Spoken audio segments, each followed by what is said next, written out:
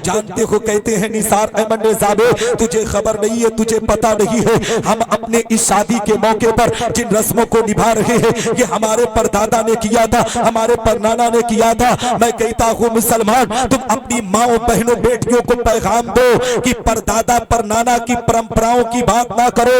अगर शादी को खुशहाल बनाना चाहते हैं, शादी में अल्लाह की रहमतों का नुज़ूल चाहते हैं, तो दादा परदादा की परंपरा नहीं बल्कि पैगंबर इस्लाम के शरीयत के मुताबिक अपने बेटे और बेटी की शादी करो। इंशाअल्लाह रब्बुल इज्जत जब तरीके मुस्तफा पर अमल करके तुम अपने बच्चों की शादियां करोगे तो रब तबारक व तआला ऐसी शादी में रहमतों की बरसात अता करेगा।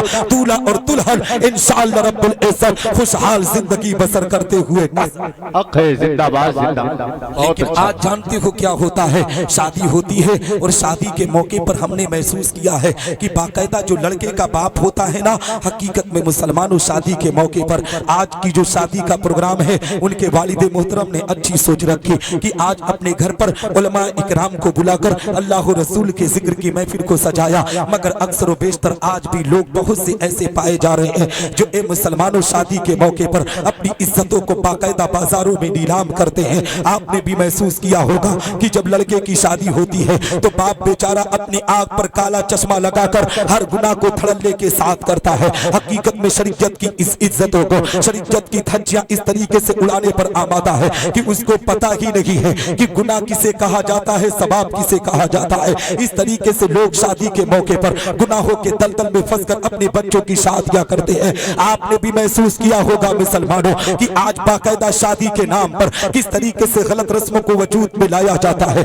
आज तो बहुत सी जगहों का ये माहौल हो चुका है कि शादी के मौके पर बाकायदा घर की जो बेटियां होती है ना अपने घर वालों से कहती है, घर की जो माएँ होती है अपने घर वालों से कहती है कि बेटे की शादी रोज रोज नहीं होगी, भैया की शादी रोज रोज नहीं होगी, इसलिए शादी के मौके पर अगर हम गाना और बजाना ना करेंगे तो समाज के लोग हमें क्या करेंगे, हमारी इज्जतें नीलाम हो जाएगी। आज तो बाकायदा लोगों ने अपने मिजाज को इस तरीके से बदल दिया है कि शादी के मौके पर अपने घर पर उलमा को बुलाकर मिलाद का भी प्रोग्राम रखते हैं, अल्लाह रसूल के जिक्र की महफिल को भी सजाते हैं। अभी ए मुसलमानों मिलाद खत्म होती है, हकीकत में उलमा अभी घर को नहीं पहुंचते हैं, ये दूसरे काम को अंजाम देना शुरू कर देते हैं। बाकायदा डीजे लगाकर उस पर बेहुदा गाना चलाकर अपनी इज्जतों को सरेआम नीलाम करते हैं। ए मुसलमानों ऐसा ऐसा गाना चलाया जाता है कि बेटी भी सुनकर शर्मसार होती है, बहन भी सुनकर शर्मसार होती है, माँ भी सुनकर शर्मसार होती है। इस तरीके से लोग अपनी इज्जतों को नीलाम करते हैं। आपने महसूस किया होगा कि बहुत सी जगहों पर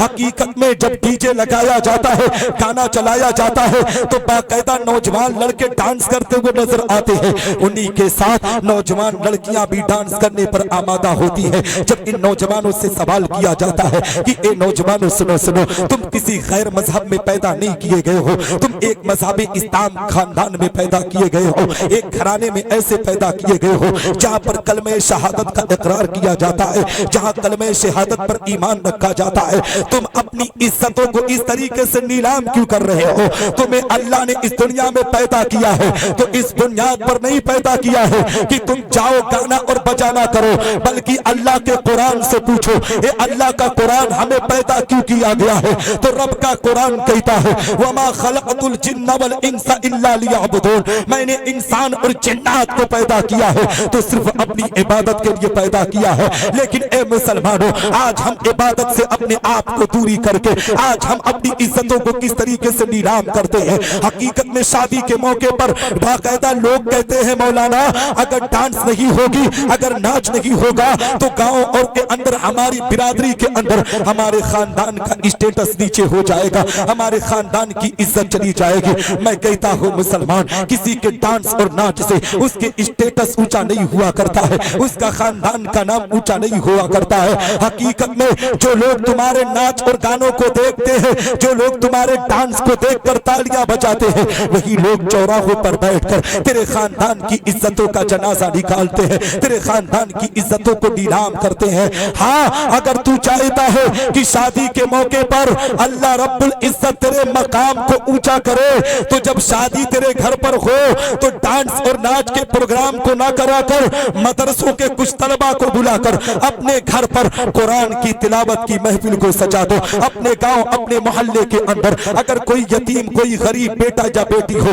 तो उस पर सदका तो खैरात कर दो। अगर अल्लाह ने और अता किया है तो उलमा को बुलाकर अल्लाह को रसूल के जिक्र की महफिल को सजा दो। दावे के साथ कहता हो, रब तबारक व तआला तेरे घर में रहमतों की बरसात अता करेगा और तेरे दर्जे को भी ऊंचा कर। नारे तकबीर, नारे